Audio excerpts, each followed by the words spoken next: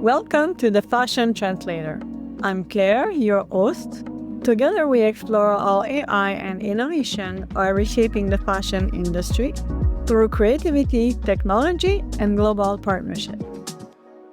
For today's episode, I'm excited to welcome Shreya Bhan, founder of BrushCode, a fashion intelligence platform using AI to help designer and independent brand understand their brand DNA, discover relevant trends, and make more informed design decisions before going into production. Shreya, thank you so much for joining me. Could you start by Thank you. introducing yourself and walking us through the journey that led you to build BrushCode? Of course.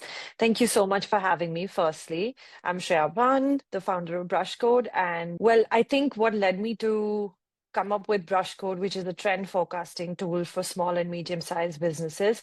It is essentially a very personalized tool for trend forecasting and also image generation as the last part of it. But I think it was because I felt the pain when I was working in the industry myself. So I've worked in the industry for 15 years now. I studied design and I just felt like while I was at work, I did not have access to the tools that most of the legacy brands and the heritage brands have, which is, trend forecasting, because I worked in the small and medium brands. And it's not like the small and medium brands were not talented or they didn't have a good design aesthetic. They had all of those things, but they just didn't have enough tools to kind of push them forward. And I feel like a lot of similar, small and medium-sized businesses have the same problem.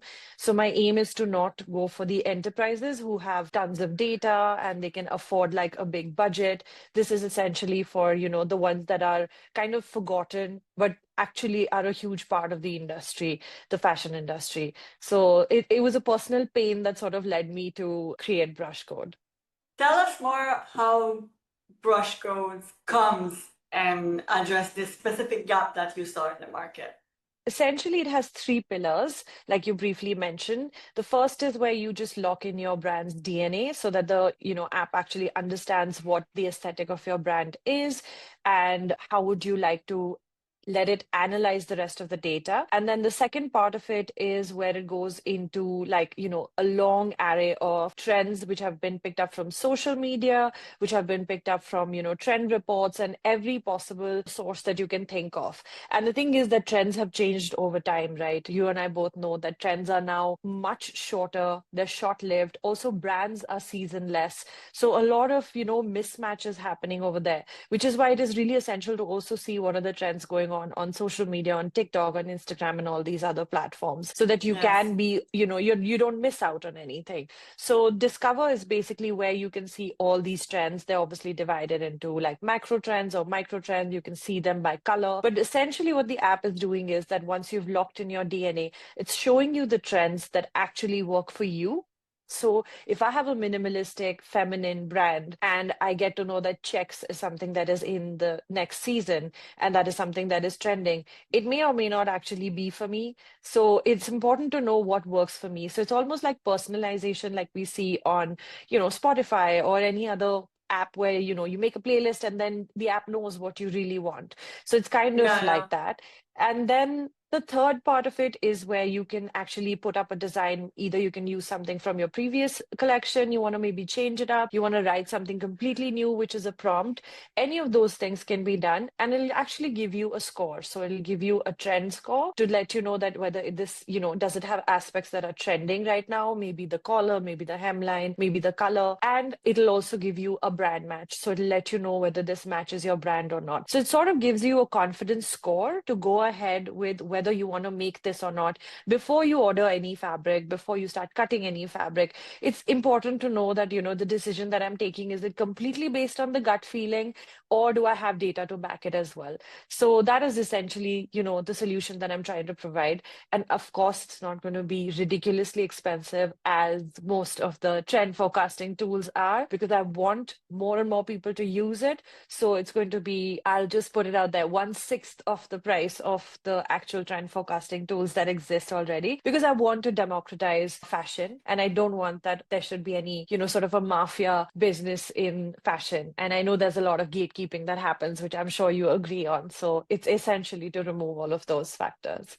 Yeah, absolutely. I agree about the gatekeeping part. And also, something else that caught my attention with your platform is that these three pillars that you're bringing together, often they can be a disconnect when this is something that's like in-house or you don't know, you're just starting, or even like with very established brand, Yeah. to think about trends.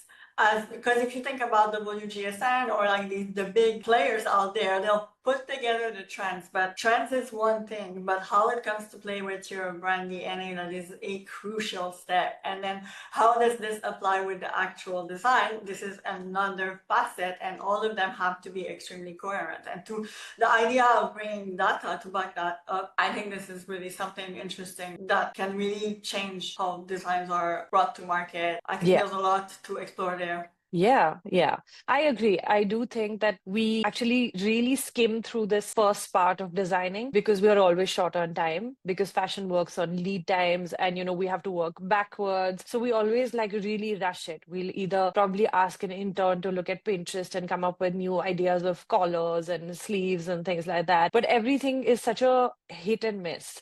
And like I Yeah, said, it's not to say that the designers are not talented and they don't know what will work, won't work. But if you have data to sort of back what you are thinking about, I think it will make a huge difference. The process of the app is such that you start with just locking in your DNA and you end with a mood board and a design brief. So you have everything, and the next step is literally that it goes to product development or it goes to production or sampling or the next step. So I wanted to make sure that we look at the first step as well, because usually we all skim through that step because there isn't much correct. time. We want to save time in order to save money and focus on the tasks that we perceive are the income generating or the one that drives the business and all of this. But at the end of the day, it's really worth to slow down at the inception, at this stage, to just really take the time to move smartly, because in the end it can snowball. A bad decision or something that was decided too harshly in the initial stage can end up costing more wastage or higher production cost, and all of this is things that as early designers, or maybe if there's opacity around that we might not think of it first, but it's actually very relevant to look into.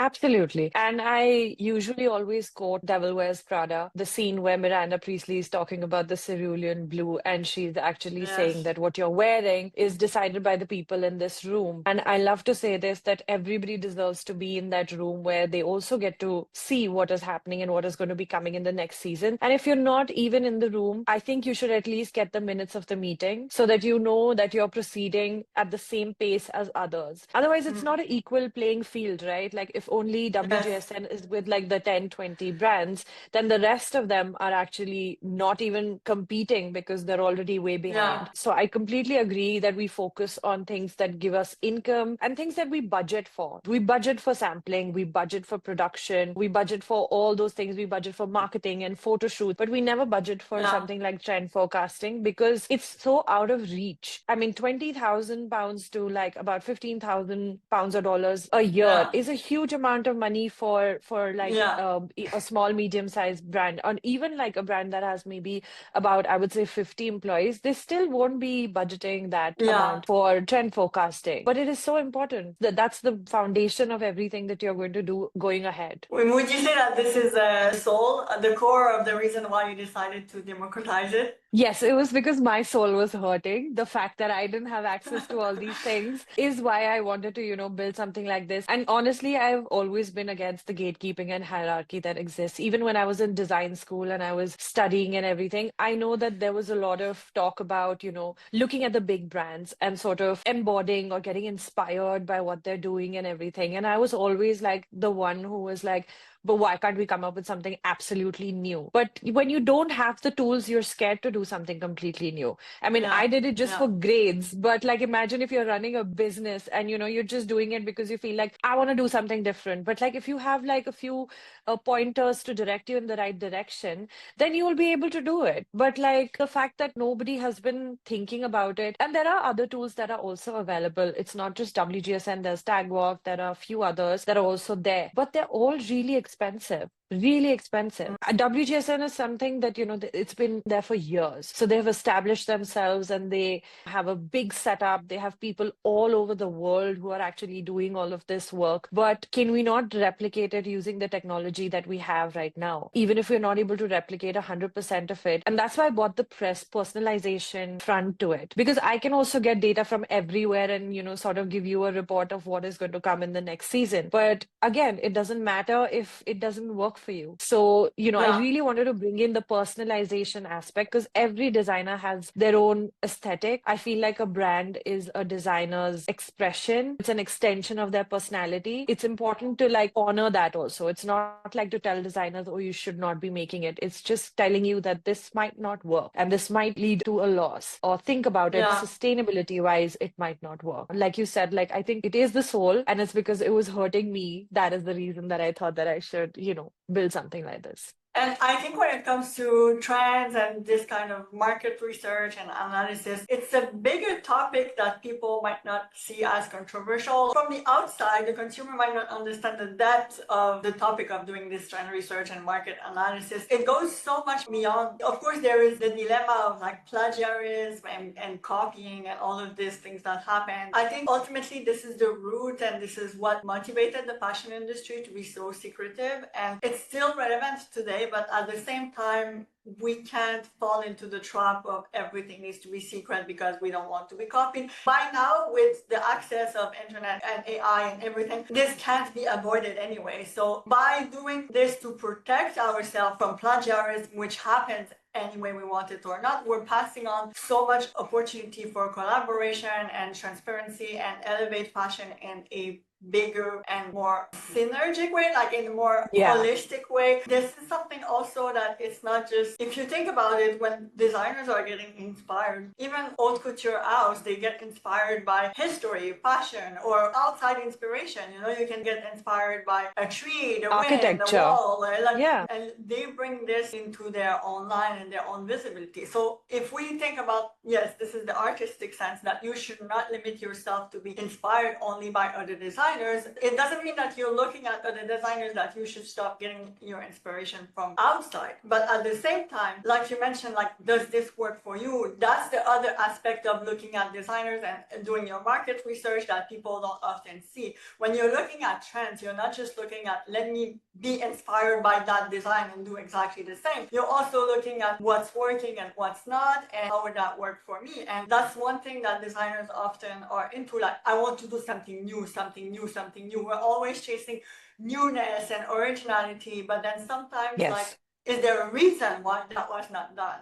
Because like these ideas are out there around us, and it's very common for two creative spirits to have the same idea, and that doesn't mean they're copying each other. It's just, it's something we all bathe in. But by doing your market analysis, you can often understand why was this not done, or if it was done, how is it commercial in a certain way? Because at the end of the day, fashion, if you think about commercial fashion, our goal is we want people to wear the clothes, and it's still a business at the end of the day. It has to be profitable. It's not just a piece of art sitting in a museum, So all of these things gives you visibility into not just the art, but then taking it to market. Absolutely, absolutely. And I like what you said. The reason I feel like we have been copying from the 10, 20 heritage brands and, let's just look at the top tier of the hierarchy is because we have no visibility before that. So when we see something on the runway or we see something in a store, that's when the smaller, medium-sized designers actually get inspired by it because they don't have access to anything that happens before that. So if I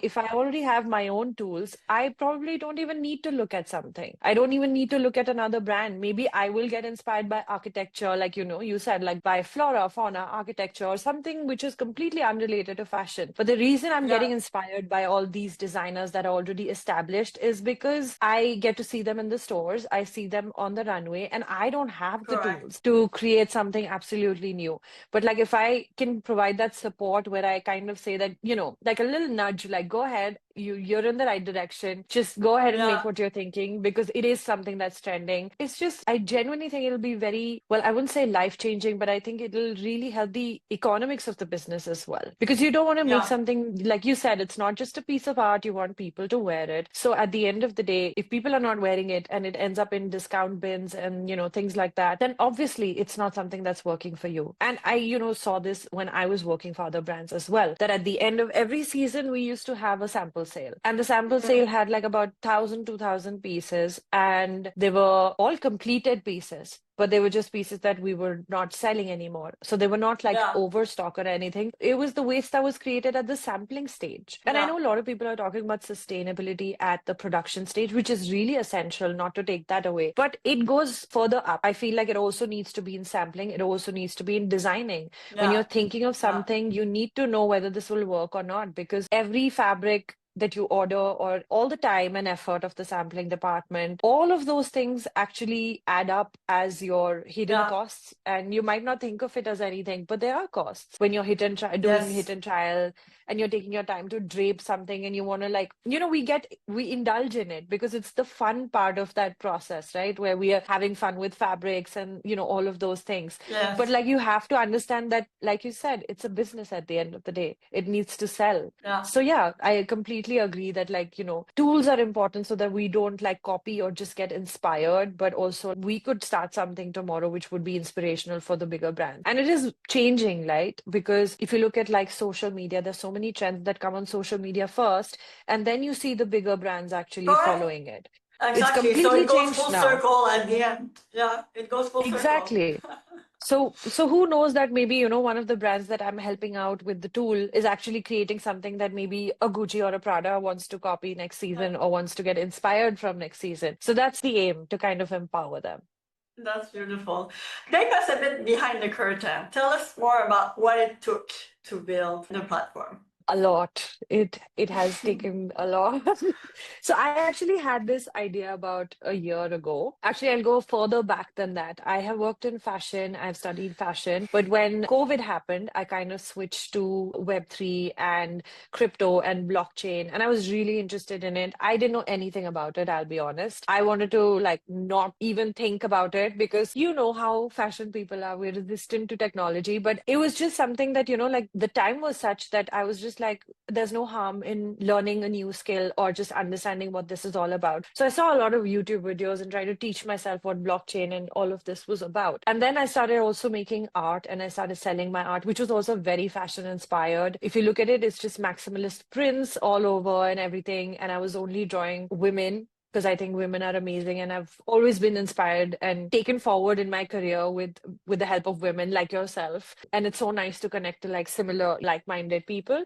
And so when I was like, working with technology, I kind of always brought it back to fashion. So I was like, I need to bring this technology or blockchain technology to fashion. So I did have a project which was all about co-creating with the brand and actually having it on the blockchain, having everything on the blockchain. And it was actually it got a really good response from everybody, all the peers that I had in Web3. And they were like, this is such an interesting idea. But then obviously crypto is a very volatile market, so it kind of went down. But I was still like trying to bring technology and fashion together. And that sort of like, kind of led me to create BrushCode. So I thought of the idea about a year ago. I actually hired a dev to work on the back end of the app and create the app for me, because the idea was so clear to me and I just wanted somebody to implement it for me. It took 6 months and they came back with almost nothing. So that really broke my heart, because I was like, oh my God, I've wasted 6 months of my life just waiting for someone to like finish this. And then it was, I think in Jan or Feb, where I was just like, forget about it. I'm just going to do this myself. So I taught myself all the AI tools that I possibly could. And I went ahead and I created BrushCode, and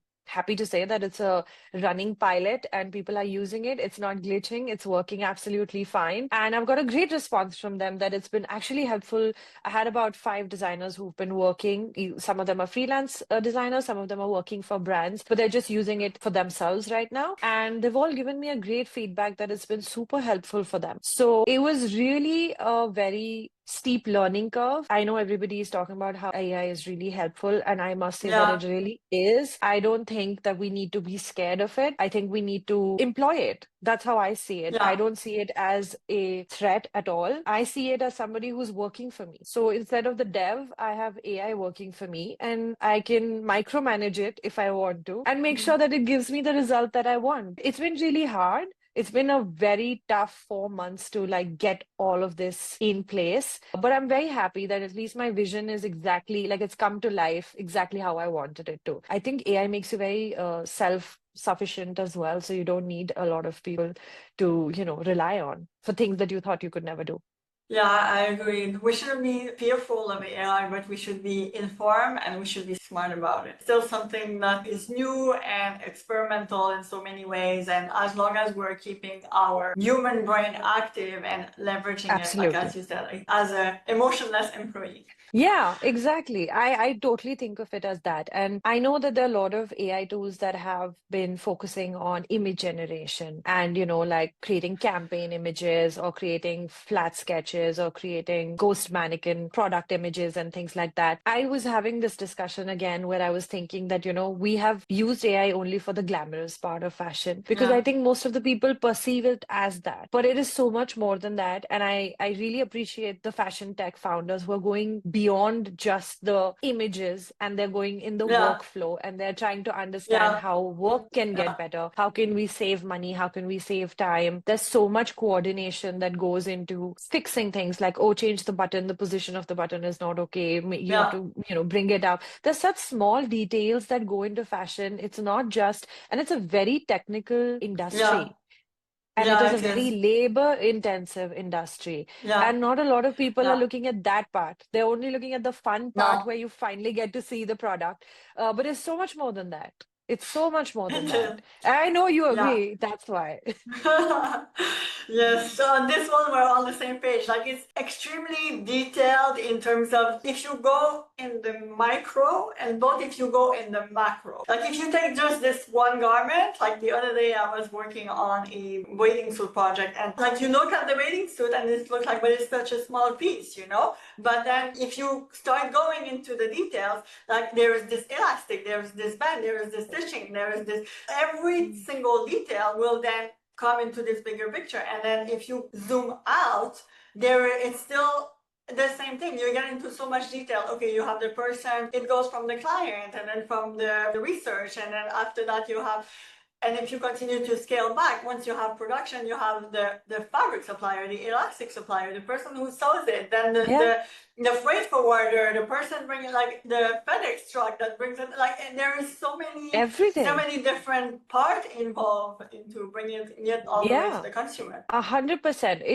Fashion, I think I don't know any other industry where it changes so many hands. Like fashion Yeah, is something where it changes so many hands. Everybody has a different skill. And the other thing that I think is that fashion is one of those industries that outsources more than making yeah, in-house because it's so yeah, expensive to actually have your own small unit, or you have like a small sampling unit that you have, or you have a factory. Obviously, you really need a lot of money to actually have that amount of like, like a huge factory to actually manage your supply chain and everything. But that's yeah, the thing, that fashion is the one that is outsourced the most. And when you're outsourcing, mm, it's never an easy thing. You have to like deal with so yeah, many people. You'll have to deal with, there's QC, there's like packaging, there yes, is like, like you said, like even FedEx or DHL, all you have to literally yes, talk about custom invoices. There's so much. And I logistic, think yes, lost exactly. so many logistics. And I feel like if you have not seen it from end to end, then you don't know what the fashion industry You actually is cannot, about.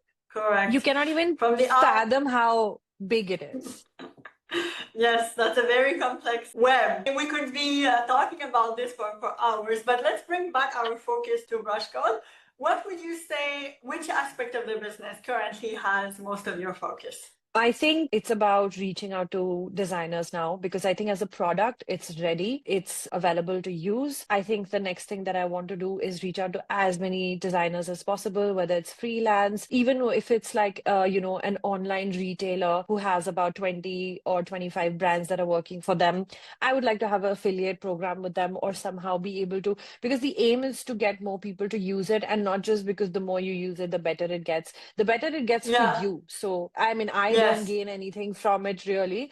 It's not like you're training it to become something, but you're training it for yourself. So that's how I see it. And I think my next focus is completely to speak to as many people as possible, get as many people to use it as possible. And I feel like at some point it'll be like just word of mouth, and like, more and more people will start using it. And I Right. want to also speak to a lot of students, because I think they are the next generation of fashion designers that are going to They lead the are. industry. So it is very They are. important for them to sort of use it as well. And from what I know, I've spoken to like a few people from London College of Fashion as well, a few people from UCL. Everybody is very tech savvy. So that's great. Mm. But I think that, Correct. it needs to be something that's brought into practice. So it's not something you're just Yeah. playing with, but something that you understand that you essentially need. So that is where I'm at. And thankfully, the product is over. That part is over, because that was the biggest struggle to get the product in place. So happy to report that that's done.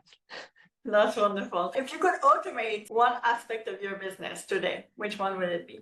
I think it would be talking about it every day on LinkedIn.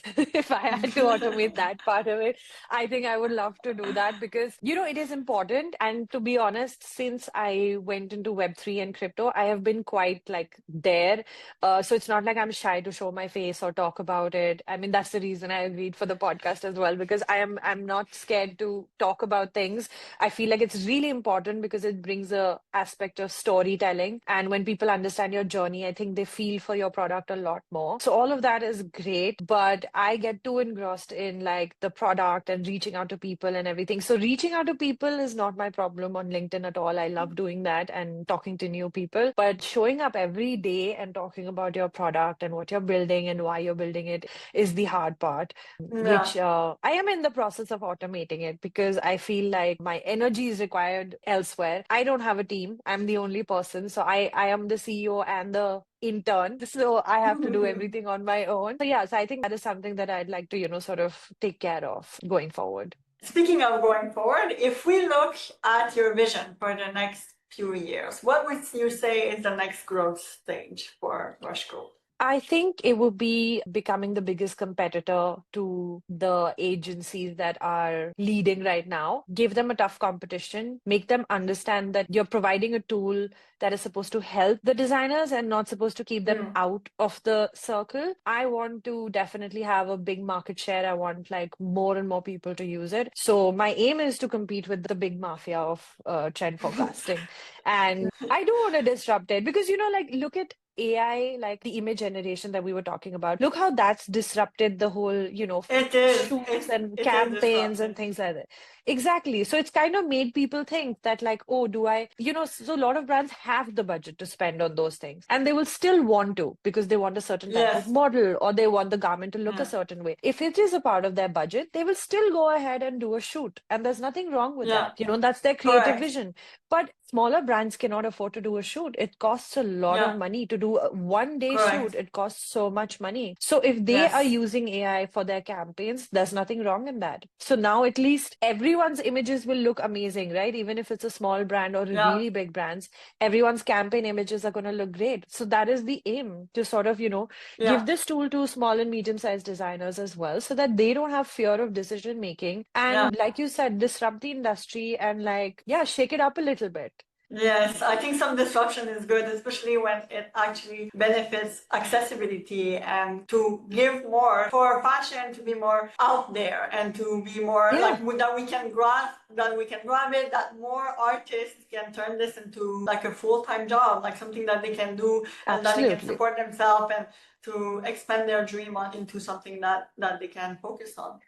Absolutely. And yeah, the thing is that, like, of course, there are a lot of fashion people who want to build their brands and everything, but there are a lot of people who are very passionate about fashion who don't know anything about it. And they might have really good taste and they might have good aesthetics. They might be from a very Yeah. different field altogether, but that doesn't mean that they don't have place in the fashion industry. Go And ahead. even if we go down that route, like if you think about this, the disruption will even go all the way to the education system. Because the way fashion is taught in school is, I don't want to say archaic, but it's been done the same way for It many, many, is. many, many years. And then Yeah. psychological studies have shown since a while that not all individual thrives in this very rigid format of learning new skills. And Absolutely. it's still the way it's been done today, but yet it doesn't serve all the individual, especially artists that can be maybe not fit in this mold and yet could bring collection that would revolution fashion industry in this way. So just there's going to Absolutely. be a lot of disruption coming.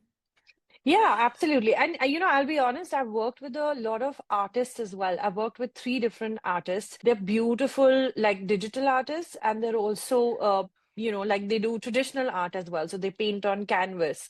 And I actually helped them make their collection. And they had a few exhibitions and everything. So I made them start from like their artwork till actually having like their prints on like clothes and scarves and things like that, and actually sell it.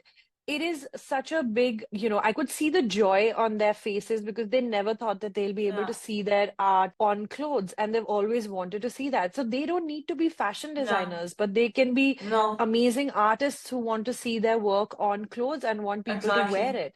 Not just hang it in their house, but actually have a scarf, which is from a beautiful artist. Anything like Yeah, that. It should not be like, oh, you can't be a part of our industry because you have not studied it and you don't. That is not, it is also a exactly. very subjective industry. Like you might like something that Exactly. I might not like. So like it doesn't matter.